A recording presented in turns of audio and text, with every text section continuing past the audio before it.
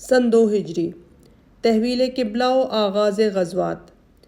اس سال سے اسلام کی زندگی میں دو عظیم الشان واقعات پیدا ہوتے ہیں۔ ایک یہ کہ اسلام اپنے لیے ایک خاص قبلہ قرار دیتا ہے جو اب 45 کروڑ قلوب کا مرکز ہے۔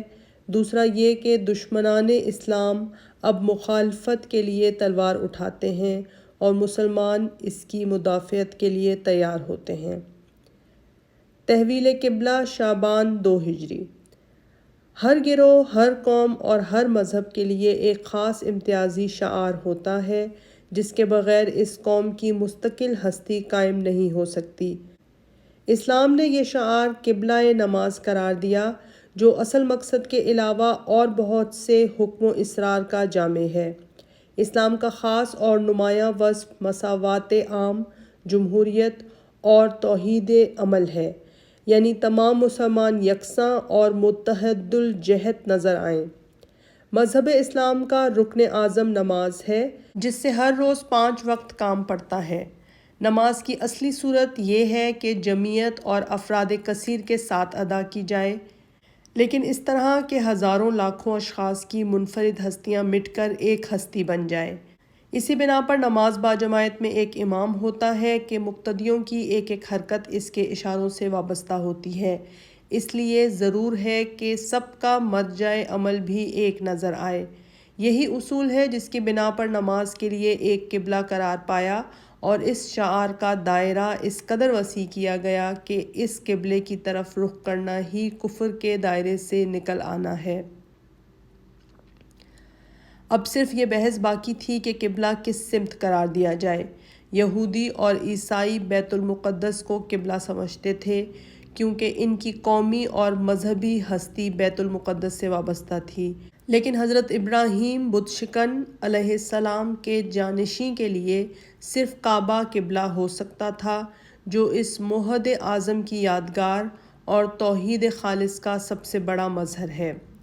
رسول اللہ صلی اللہ علیہ وآلہ وسلم جب تک مکہ میں تھے 2 ضرورتیں ایک ساتھ درپیش تھیں۔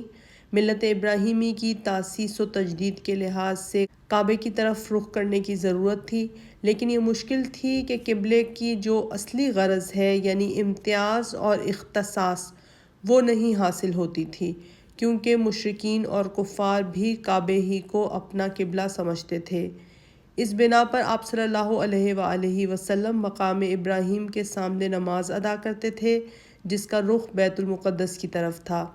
اس طرح دونوں قبلے سامنے آ جاتے تھے۔ مدینہ میں 2 گروہ آباد تھے، مشرکین جن کا قبلہ کعبہ تھا اور اہل کتاب جو بیت المقدس کی طرف نماز ادا کرتے تھے۔ شرک کے مقابلے میں یہودیت اور نصرانیت دونوں کو ترجیح تھی، اس لیے آپ صلی اللہ علیہ وآلہ وسلم نے ایک مدت یعنی تقریباً 16 مہینے تک بیت المقدس کی طرف نماز ادا کی، لیکن جب مدینہ میں اسلام زیادہ پھیل گیا تو اب کوئی ضرورت نہ تھی کہ اصل قبلے کو چھوڑ کر دوسری طرف رخ کیا جاتا۔ اس بنا پر یہ آیت اتری اور دفعتاً قبلہ بدل گیا۔ فَوَلِّ وَجْهَكَ شَطْرَ الْمَسْجِدِ الْحَرَامِ وَحَيْثُ مَا كُنْتُمْ فَوَلُّوا وُجُوهَكُمْ شَطْرَهُ۔ سورہ بقرہ آیت 118۔ تو اپنا منہ مسجد الحرام کی طرف پھیر دو اور جہاں کہیں رہو اسی طرف منہ پھیرو۔ تحویل قبلہ نے یہودیوں کو سخت برہم کر دیا۔ ان کو مشرکین کے مقابلے میں مذہبی توافق کا دعویٰ تھا اور اسلام سے پہلے مشرکین بھی ان کے مذہبی امتیاز کے معترف تھے، یہاں تک کہ جیسا ابو داؤد میں روایت ہے، جن لوگوں کی اولاد زندہ نہیں رہتی تھی وہ منتیں مانتے تھے کہ بچہ زندہ رہے گا تو ہم اس کو یہودی بنائیں گے۔ اسلام نے ان کے اس مذہبی اعزاز کو صدمہ پہنچایا، تاہم چونکہ اب تک اسلام کا قبلہ بیت المقدس ہی تھا اس لیے وہ فخر کرتے تھے کہ اسلام بھی انہی کے قبلہ کی طرف رخ کرتا ہے۔ جب اسلام نے قبلہ بھی بدل دیا تو ان کی ناراضی و برہمی کا پیمانہ بالکل لبریز ہو گیا۔ انہوں نے یہ طعنہ دینا شروع کیا کہ محمد چونکہ ہر بات میں ہماری مخالفت کرنا چاہتے ہیں اس لیے قبلہ بھی مخالفت کے ارادے سے بدل دیا ہے۔ دودلے اور ضعیف الایمان مسلمانوں کو یہ بات کھٹکتی تھی کہ قبلہ بدلنے کی چیز نہیں اور اس سے بے استقلالی اور تزلزل اعتقاد کا اظہار ہوتا تھا۔ اس بنا پر قبلے کی اصلیت اور ضرورت اور تحویل قبلہ کے مصالح کے متعلق چند آیتیں اتریں جن سے یہ مشکلیں حل ہو جاتی ہیں۔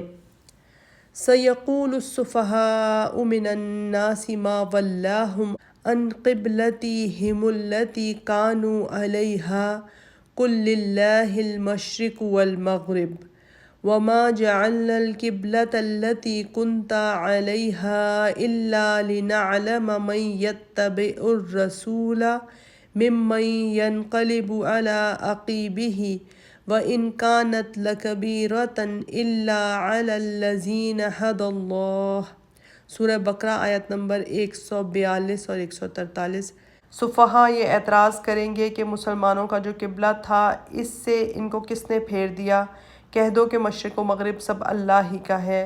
تیرا جو پہلے قبلہ تھا یعنی کعبہ، اس کو جو ہم نے پھر قبلہ کر دیا تو اس کی یہ وجہ ہے کہ یہ معلوم ہو جائے کہ پیغمبر کا پیرو کون ہے اور پیچھے پھر جانے والا کون ہے، اور بے شبہ یہ قبلہ نہایت گراں اور ناگوار ہے بجز ان لوگوں کے جن کو اللہ نے ہدایت کی۔ لَيْسَ الْبِرَّ أَن تَوَلُّوا وُجُوهَكُمْ قِبَلَ الْمَشْرِقِ وَالْمَغْرِبِ وَلَٰكِنَّ الْبِرَّ مَنْ آمَنَ بِاللَّهِ وَالْيَوْمِ الْآخِرِ وَالْمَلَائِكَةِ وَالْكِتَابِ وَالنَّبِيِّينَ وَآتَى الْمَالَ عَلَىٰ حُبِّهِ ذَوِي الْقُرْبَىٰ وَالْيَتَامَىٰ وَالْمَسَاكِينَ وَابْنَ السَّبِيلِ وَالسَّائِلِينَ وَفِي الرِّقَابِ۔ سورہ بقرہ آیت نمبر 177۔ پورب پچھم رخ کرنا یہی کوئی ثواب کی بات نہیں، ثواب تو یہ ہے کہ آدمی اللہ پر، قیامت پر، ملائکہ پر، اللہ کی کتابوں پر اور پیغمبروں پر ایمان لائے اور اللہ کی محبت میں عزیزوں، یتیموں، مسکینوں، مسافروں، سائلوں اور غلاموں کو آزاد کرانے میں اپنی دولت دے۔ ان آیتوں میں اللہ نے پہلے یہ بتایا کہ قبلہ خود کوئی مقصود بالذات چیز نہیں، اللہ کی عبادت کے لیے پورب پچھم سب برابر ہیں، اللہ ہر جگہ ہے، ہر سمت، ہر طرف۔ پھر قبلے کے تعین کی ضرورت بتائی کہ وہ اختصاصی شعار ہے، اصلی اور نمائشی مسلمانوں کو الگ کر دیتا ہے۔ بہت سے یہودی تھے جو منافقانہ اپنے آپ کو مسلمان کہتے تھے اور مسلمانوں کے ساتھ نماز میں بھی شرکت کرتے تھے، یہ اسلام کے لیے ماں راستین تھے، لیکن جب قبلہ بیت المقدس کے بجائے کعبہ سے بدل گیا تو نفاق کا راز بالکل فاش ہو گیا۔ کوئی یہودی کس طرح یہ گوارا نہیں کر سکتا تھا کہ جو چیز اس کی قومیت، مذہب بلکہ اس کی ہستی کی بنیاد ہے یعنی بیت المقدس، اس سے اس کا رشتہ ٹوٹ جائے۔ پھر دوبارہ اللہ نے اس نقطے کو زیادہ واضح کر دیا کہ کسی خاص قبلے کی طرف رخ کرنا اصلی ثواب نہیں بلکہ ثواب در حقیقت ایمان اور اعمال صالح کا نام ہے۔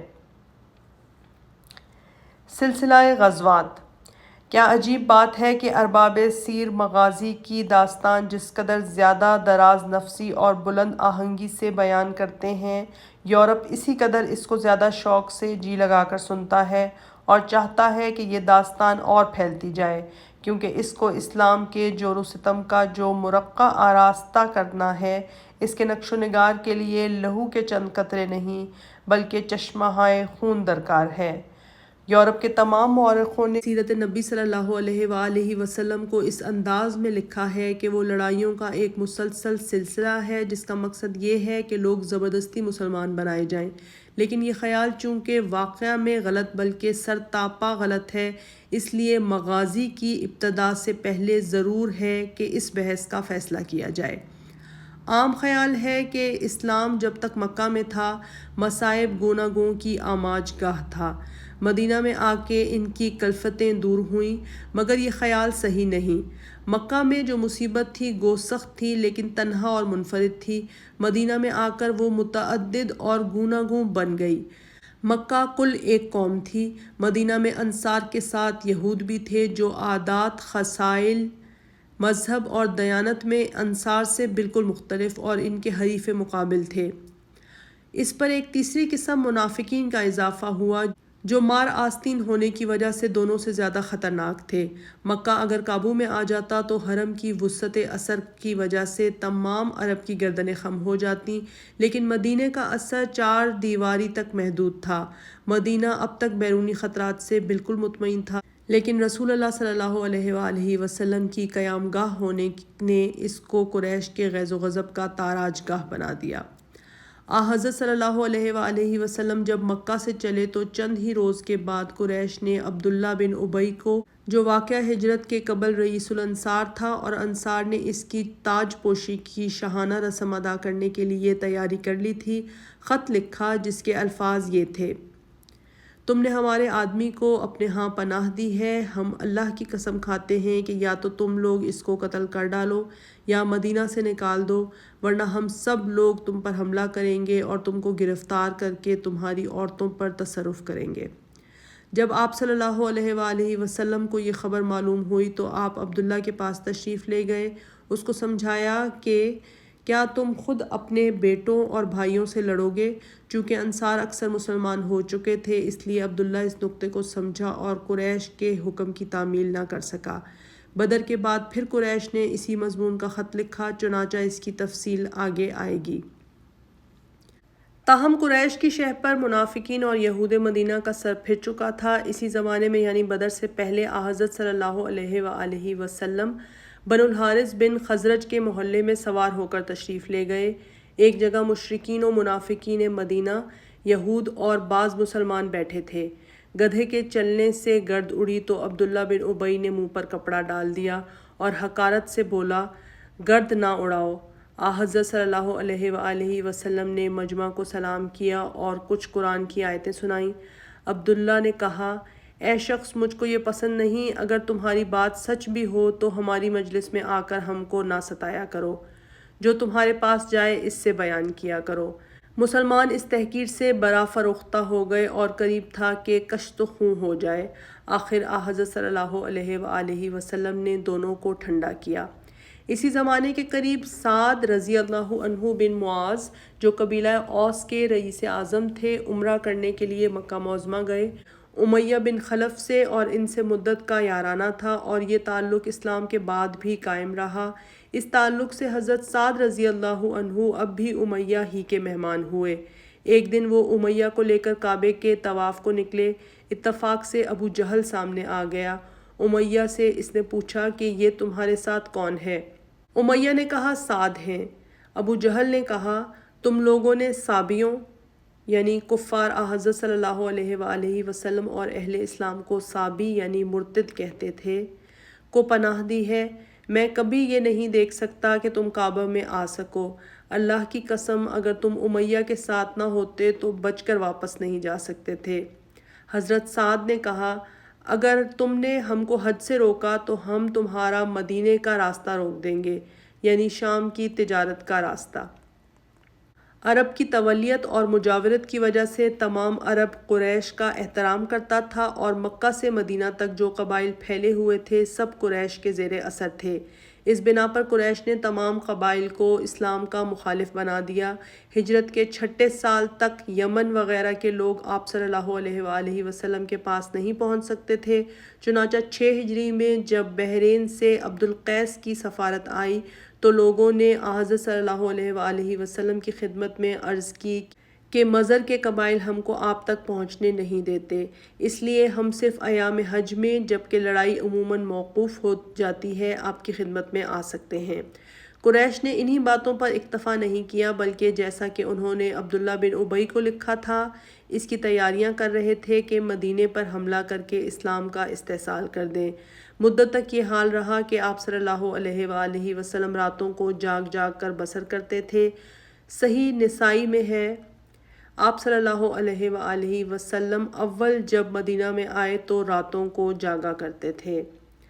صحیح بخاری باب الجہاد میں ہے کہ ایک دفعہ آپ صلی اللہ علیہ وآلہ وسلم نے فرمایا کہ آج کوئی اچھا آدمی پہرا دیتا، چنانچہ سعد بن ابی وقاص نے ہتھیار لگا کر رات بھر پہرا دیا، تب آپ صلی اللہ علیہ وآلہ وسلم نے آرام فرمایا۔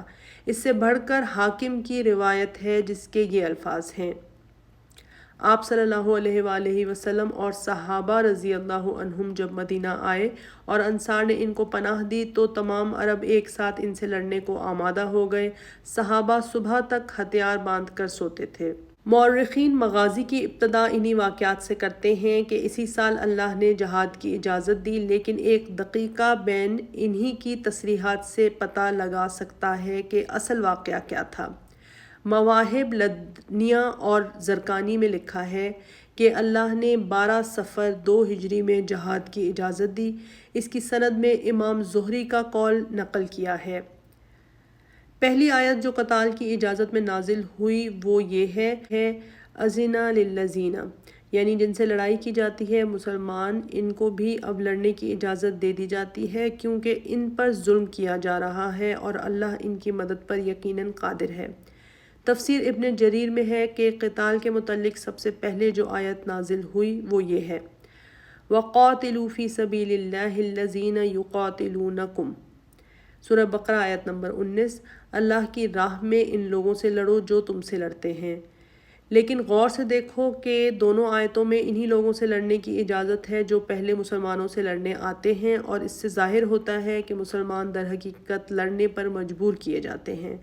بہرحال واقعہ یہ ہے کہ مدینہ میں آ کر آپ صلی اللہ علیہ وآلہ وسلم کا سب سے پہلا کام حفاظت خود اختیاری کی تدبیر تھی، نہ صرف اپنی اور مہاجرین کی بلکہ انصار کی بھی، کیونکہ اس جرم میں کہ انصار نے مسلمانوں کو پناہ دی ہے، قریش نے مدینہ کی بربادی کا فیصلہ کر لیا اور اپنے تمام قبائل متحدہ میں یہ آگ بھڑکا دی تھی۔ اس بنا پر آپ نے 2 تدبیریں اختیار کیں۔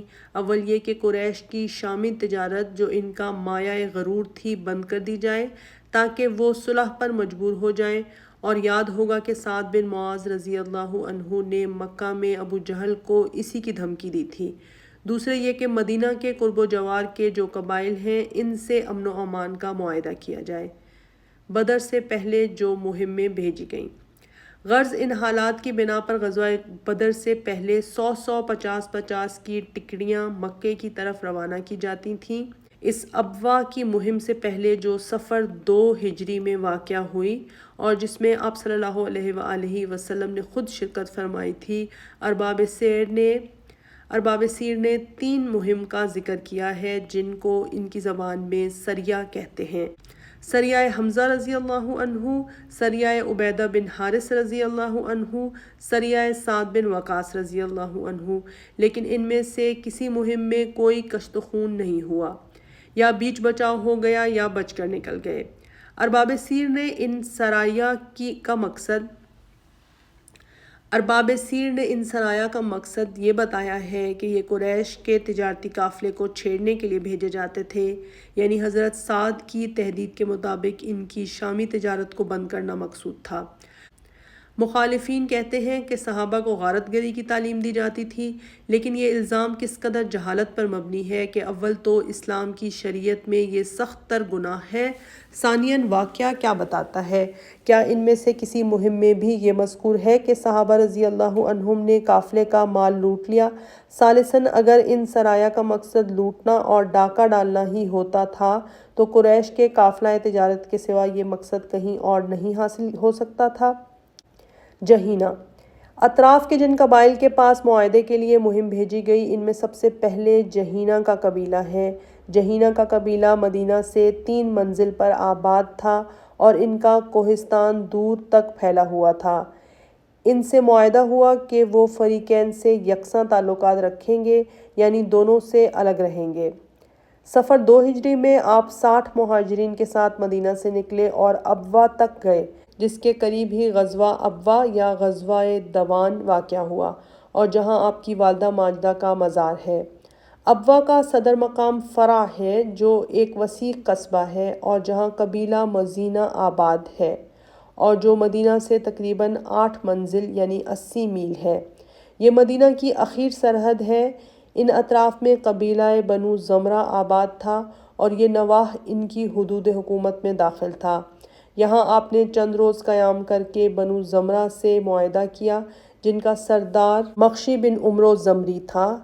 معاہدے کے الفاظ یہ تھے: یہ محمد رسول اللہ کی تحریر ہے، بنو زمرہ کے لیے ان لوگوں کا جان اور مال محفوظ رہے گا اور جو شخص ان پر حملہ کرے گا اس کے مقابلے میں ان کی مدد کی جائے گی، بجز اس صورت کے کہ یہ لوگ مذہب کے مقابلے میں لڑیں اور پیغمبر صلی اللہ علیہ وآلہ وسلم جب ان کو مدد کے لیے بلائیں گے تو یہ مدد کو آئیں گے۔ تمام محدثین مغازی کی ابتدا اسی واقعے سے کرتے ہیں، صحیح بخاری میں بھی اسی کو اول الغزوات قرار دیا ہے۔ قریباً 1 مہینے کے بعد قرظ بن جابر فہری نے، جو مکہ کے رؤوسا میں تھا، مدینہ کی چراگاہ پر حملہ کیا اور آپ صلی اللہ علیہ وآلہ وسلم کے مویشی لوٹ لیے۔ اس کا تعاقب کیا گیا لیکن وہ بچ کر نکل گیا تھا۔ قرظ بعد کو مسلمان ہوئے اور فتح مکہ میں تنہا راہ چلتے شہید ہوئے۔ جمادی الثانی یعنی اس واقعے کے تیسرے مہینے آپ 200 مہاجرین کے ساتھ مدینہ سے نکلے اور مقام ذوالعشیرہ پہنچ کر بنو مدلج سے معاہدہ کیا۔ یہ مقام مدینہ سے 9 منزل پر ینبو کے نواح میں ہے۔ بنو مدلج بنو زمرہ کے حلیف تھے اور چونکہ بنو زمرہ پہلے اسلام کے معاہدے میں داخل ہو چکے تھے اس لیے انہوں نے آسانی سے یہ شرائط منظور کر لیں۔ چند روز کے بعد یعنی رجب 2 ہجری میں آپ صلی اللہ علیہ وآلہ وسلم نے عبداللہ رضی اللہ عنہ بن جہش کو 12 آدمیوں کے ساتھ بطن نخلہ کی طرف بھیجا۔ یہ مقام مکہ اور طائف کے بیچ میں مکہ سے ایک شبانہ روز کی مسافت پر ہے۔ آپ نے حضرت عبداللہ کو ایک خط دے کر فرمایا تھا کہ 2 دن کے بعد اس کو کھولنا۔ حضرت عبداللہ نے خط کھولا تو لکھا تھا کہ مقام نخلہ میں قیام کرو اور قریش کے حالات کا پتہ لگاؤ اور اطلاع دو۔ اتفاق یہ ہے کہ قریش کے چند آدمی جو شام سے تجارت کا مال لیے آتے تھے سامنے سے نکلے۔ حضرت عبداللہ نے ان پر حملہ کیا۔ ان میں سے ایک شخص عمرو بن الحضرمی مارا گیا، 2 گرفتار ہوئے اور مال غنیمت ہاتھ آیا۔ حضرت عبداللہ رضی اللہ عنہ نے مدینہ آ کر یہ واقعہ بیان کیا اور غنیمت کی چیزیں پیش کیں۔ آپ صلی اللہ علیہ وآلہ وسلم نے ارشاد فرمایا کہ میں نے تم کو یہ اجازت نہیں دی تھی۔ غنیمت کے قبول کرنے سے بھی آپ نے انکار فرمایا۔ صحابہ نے حضرت عبداللہ سے نہایت برہم ہو کر کہا، تم نے وہ کام کیا یعنی قافلہ لوٹنا جس کا تم کو حکم نہیں دیا گیا تھا اور ماہ حرام میں لڑے، حالانکہ اس مہینے میں تم کو لڑنے کا حکم نہ تھا۔ جو لوگ گرفتار اور قتل ہوئے وہ بڑے معزز خاندان کے لوگ تھے۔ عمرو بن الحضرمی جو مقتول ہوا عبداللہ حضرمی کا بیٹا تھا جو حرب بن امیہ یعنی امیر معاویہ کے دادا کا حلیف تھا۔ حرب قریش کا رئیس اعظم تھا اور عبد المطلب کے بعد ریاست عام اسی کو حاصل ہوئی تھی۔ جو لوگ گرفتار ہوئے یعنی عثمان و نوفل دونوں مغیرہ کے پوتے تھے۔ مغیرہ ولید کا باپ حضرت خالد رضی اللہ عنہ کا دادا اور حرب کے بعد دوسرے درجے کا رئیس تھا۔ اس بنا پر اس واقعے نے تمام قریش کو مشتعل کر دیا اور سار یعنی انتقام خون کی بنیاد قائم ہو گئی۔ معرکہ بدر کا سلسلہ اسی واقعے سے وابستہ ہے۔ حضرت عمرو رضی اللہ عنہ بن زبیر حضرت عائشہ رضی اللہ عنہا کے بھانجے تھے۔ انہوں نے تصریح کی ہے کہ غزوہ بدر اور تمام لڑائیاں جو قریش سے پیش آئیں سب کا سبب یہی حضرمی کا قتل ہے۔ علامہ طبری لکھتے ہیں، اور جس چیز نے بدر کے واقعے کو ابھارا اور وہ تمام لڑائیاں چھیڑ دیں جو آپ صلی اللہ علیہ وآلہ وسلم اور مشرکین قریش میں پیش آئیں، سب کا سبب یہی تھا کہ واقد سہمی نے حضرمی کو قتل کر دیا تھا۔ چونکہ غزوہ بدر تمام غزوات کی اصلی بنیاد ہے اس لیے ہم پہلے اس واقعے کو سادہ صورت میں لکھ کر پھر تفصیل سے اس کے متعلق گفتگو کریں گے۔